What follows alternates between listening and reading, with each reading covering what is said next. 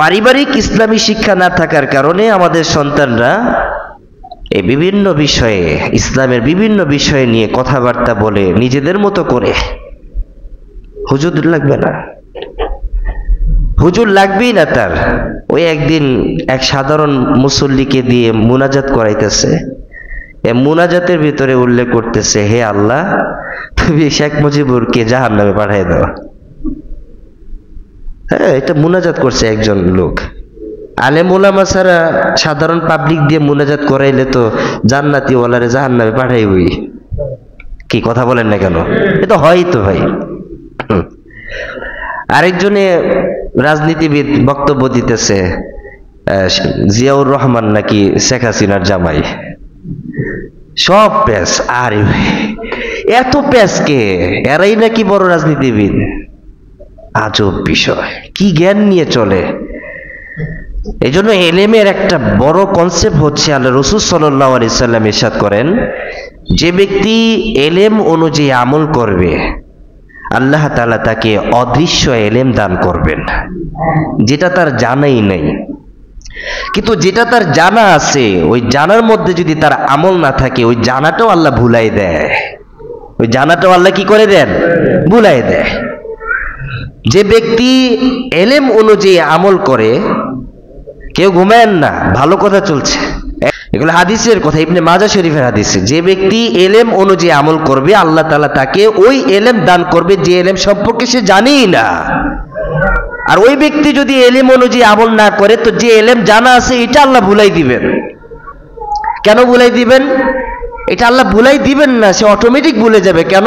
কারণ এলেম অনুযায়ী আমল না করলে ঈমান দুর্বল হয়, আর ঈমান দুর্বল হয়ে যাওয়ার কারণে আমলটাও কমে যায়। তার থেকে এক সময় কুফর প্রকাশ পায়, এক সময় তার থেকে নিফাক প্রকাশ পাবে, এক সময় তার থেকে ফাসিকি প্রকাশ পাবে।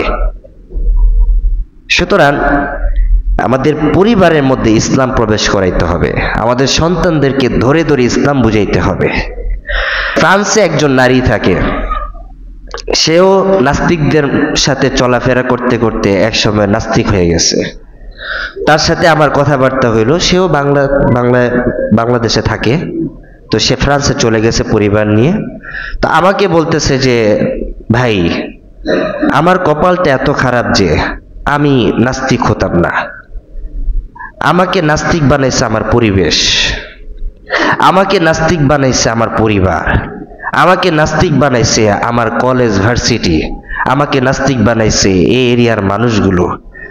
আমি ছোটকালে নামাজ পড়তাম, আমি ছোটকালে মক্তবে যাইতাম, আমি ছোটকালে আমার পিতামাতা আমাকে কোরআন শিখাইছে, আমাকে পাঠাইছে মক্তবে। কিন্তু আমি এখন ফ্রান্সে চলে আসছি, আমি এখন ফ্রান্সের মানুষের সাথে চলাফেরা করি। আপনারা জানেন, ইউরোপ কান্ট্রির মধ্যে বা বাহিরে ফ্রান্স একটা দেশ, কান্ট্রি, এটার মধ্যে বা এই দেশে সবচেয়ে বেশি নাস্তিক বসবাস করে ফ্রান্সে। ফ্রান্সেই আমার নবীকে নিয়ে সবচেয়ে বেশি ব্যঙ্গাত্মক চিত্র অঙ্কন করা হয়েছে, আমার নবীকে নিয়ে ব্যঙ্গ করা হয়েছে ফ্রান্সেই। তখন আমি তাকে বললাম, এখন আপনি যে নাস্তিক, এটা কি আপনার স্বামী জানে? আমার স্বামী জানে না। তাহলে আপনার স্বামী কি করে? আমার স্বামী 5 ওয়াক্ত নামাজ আদায় করে। তারপরে সন্তানরা কি করে? আমার সন্তানরা, আমার স্বামী সকালবেলা উঠে আমার সন্তানদেরকে একদম প্রায় 10 কিলোমিটার দূরে গাড়িতে নিয়ে এক মৌলবীর কাছে গিয়ে কোরআন শরীফ পড়ায়। তাহলে আপনি পড়েন না কেন? আমার ভাল লাগে না। আমি আল্লাহ, কি বলেন, কি বলতেছেন? পরিবারের মধ্যে একজন নারী হয়ে গেছে নাস্তিক, তার স্বামী হয়েছে মুসলমান, সন্তানরাও আরবি শিক্ষা দিচ্ছে। একটা পরিবারের হালত এরকম, এরকম অসংখ্য অগণিত পরিবার আছে ভাই, যে পরিবারে হয়তো স্ত্রী মুসলমান স্বামী কাফের, নতুবা স্বামী মুসলমান স্ত্রী কাফের। আপনারা হয়তো জানেন, এটা আমরা জানি, আমরা ঘুরি তো ভাই, আমরা কথা বলি মানুষের সাথে, এগুলো বাস্তব কথা ভাই, সত্য কথা। তখন আমি তাকে বললাম, তাহলে আপনি আর নতুন করে কোনো এলেম নিয়েন না, আপনি আপনার আগের এলেমে চলে যান। আগের এলেম বলতে যদি এটা দুর্বলও থাকে, ওইটার উপরই আমল চালায় যান, আল্লাহ মাফ করে দিবে। তারপর আপনি নাস্তিকদের থেকে বের হয়ে যান। এই জন্য সব কথার দলিল খুঁজতে নাই, সব কথার কি খুঁজতে নাই? দলিল খুঁজতে নাই। দান করলে 1 টাকা দান করলে যে 700 টাকা আল্লাহ আপনাকে দিবে, এটার দলিল খুঁজতে নাই। এটা যেখান থেকে বের হয়েছে এটা ওলামায়ে কেরামের কাছে যাবেন আপনি। সব জায়গায় কেন দলিল খোঁজেন আপনি? এত দলিল দিয়ে কি করবেন? আপনি যে কাজ করেন এই কাজগুলোর পিছনে দলিল কি, ভিত্তি কি, উৎস কি? উৎস নাই, নৈতিকতা নাই। নাস্তিকদের প্রথম কনসেপ্টই হচ্ছে তারা নৈতিকতার উৎস খুঁজে পায় না। তারা বলে আপেক্ষিক, রিলেটিভ অথবা রিয়েলিটিভ।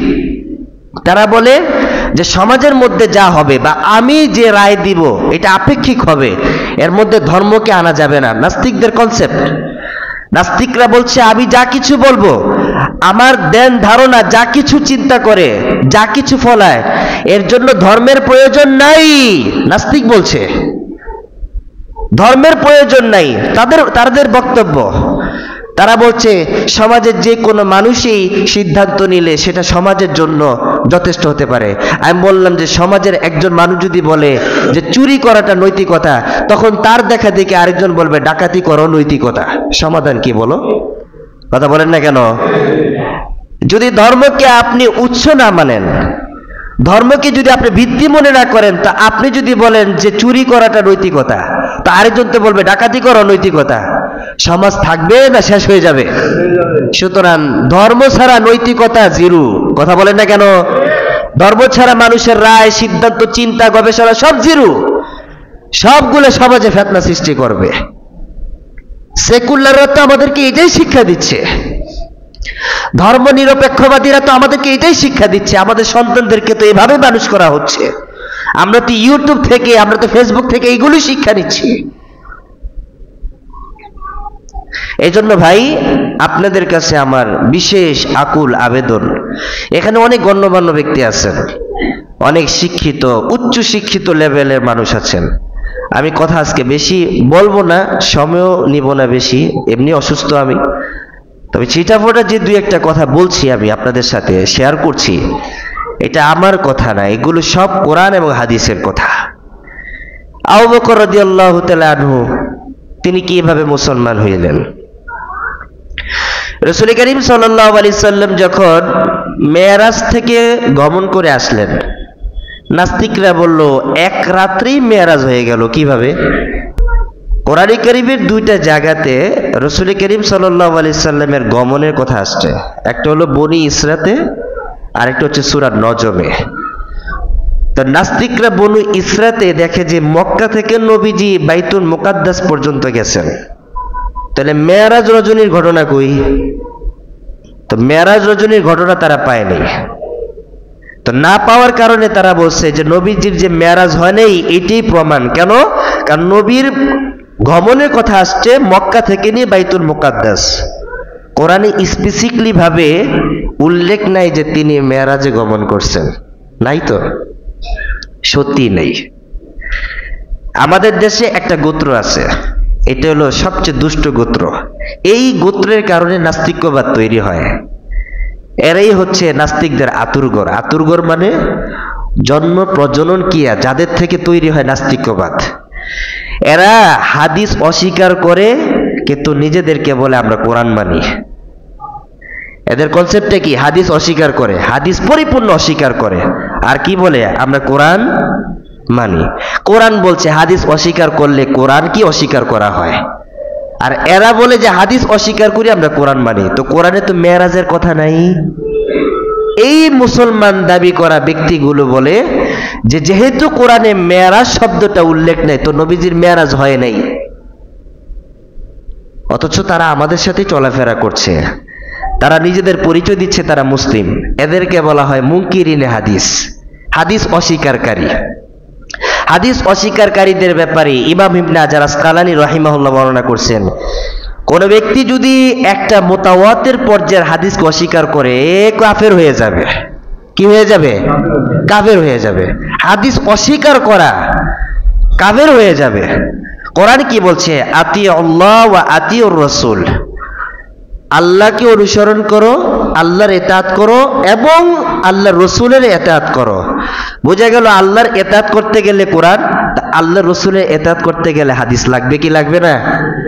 কোরআন থেকেই দলিল আসছে যে আল্লাহর ইতাআত করতে হবে, রসুলের ইতাআত করতে হবে। আর এই সকল গণ্ডমূর্খরা ব্যাখ্যা দেয় আল্লাহর ইতাআত করা, রসুলের ইতাআত করা মানেই হচ্ছে কোরআনের ইতাআত করা। নিজেদের মতো করে ব্যাখ্যা দাঁড় করাই দিছে। তো তারা মেরাজের কথা কোরআনে পাবে কোত্থেকে? এক নাস্তিক আমার কাছে আসছে। নাস্তিকদের নাম শুনলে আপনার অবাক হয়ে যাবেন। এক একজনের নাম হচ্ছে সালাউদ্দিন। নাস্তিকদের নাম হচ্ছে কি বলেন? সালাউদ্দিন। এক নাস্তিকের নাম হচ্ছে সম্রাট, এক নাস্তিকের নাম হচ্ছে আসিফ মহিউদ্দিন। মুসলমানের নাম না? কথা বলেন না কেন? মুসলমানের নাম না? একজনের নাম হচ্ছে আসাদ নূর, মুসলমানের নাম না? একজনের নাম হচ্ছে মাসুদ, মুসলমানের নাম না? এবার বলেন যে তারা কোন আকল নিয়ে গবেষণা করে নাস্তিক হয়ে গেল? এই সব কিছুর পিছনে সেকুলাররাই দায়ী। তারা নিজেদেরকে মহাপণ্ডিত ভেবে কোরআনকে নিজেদের মতো ব্যাখ্যা করছে, আর এই ব্যাখ্যা যখন তার জেহেনের সাথে মিলছে না তখন বলছে যে বিজ্ঞানী কোরআনের উপরে। নাউজুবিল্লাহ। তো এইভাবে আমাদের সমাজ পরিবর্তন হয়ে যাচ্ছে।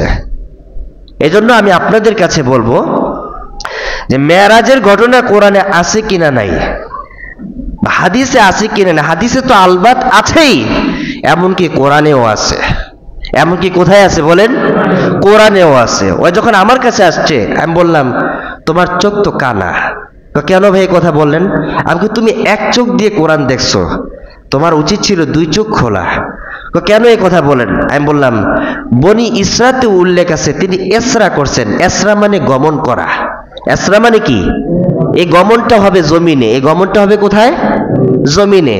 তো এই জন্য বনি ইসরাতে এসরা শব্দ উল্লেখ করে জমিনের একটা ভ্রমণ সম্পর্কে আলোচনা করছেন, যে আল্লাহ রসুলের প্রথম ধাপে একটা ভ্রমণ হয় মক্কা থেকে বাইতুল মুকাদ্দাস। এটা হলো জমিনের ভ্রমণ, এই জন্য বলা হয় ইসরা। আর আল্লাহ রসুলের বাইতুল মুকাদ্দাস থেকে আরশে আজিম পর্যন্ত যাওয়াকে বলা হয় মেরাজ, ঊর্ধ্বগমন। তো ঊর্ধ্বগমনের মাসালা তুমি এসরাতে পাইবা কিভাবে? এটার জন্য চলে যেতে হবে সূরা নাজমে। সূরা নজমের ভিতরে আল্লাহ তাআলা ইরশাদ করেছেন ইনদা সিদরাতিল মুনতাহা ইনদাহা জান্নাতুল মাওয়া ইয ইয়াগশা সিদরাতা মা ইয়াগশা মা যাগাল বাসার ওয়া মা তাগা লাকাদ রাআ মিন আয়াতি রাব্বিহিল কুবরা ওয়া লাকাদ রাআহু নাজলাতান উখরা ইনদা সিদরাতিল মুনতাহা। এই আয়াতগুলোর মধ্যে উল্লেখ করা আছে আল্লাহর নবীজি সিদরাতুল মুনতাহায় জিবরিল আমিনকে দ্বিতীয়বার দেখেছেন। এই আয়াত প্রমাণ করে আল্লাহ নবীজি সিদরাতুল মুনতাহায় জিবরিল আমিনকে কয়বার দেখেছেন? দ্বিতীয়বার দেখেছেন। এবার বলেন সিদরাতুল মুনতাহা জমিনে না ঊর্ধ্বে? আকাশে না জমিনে? আকাশে। তো আকাশে বলতে সিদরাতুল মুনতাহা প্রথম আকাশে, দ্বিতীয়, তৃতীয়, চতুর্থ, পঞ্চম, ষষ্ঠ, সপ্তম, নাকি আর উপরে? এর উপরে সিদরাতুল মুনতাহা। তাহলে বোঝা গেল এই আয়াত থেকে ইঙ্গিতান বোঝা যায় যে নবীজির মেরাজ হয়েছে। কথা বলেন না কেন?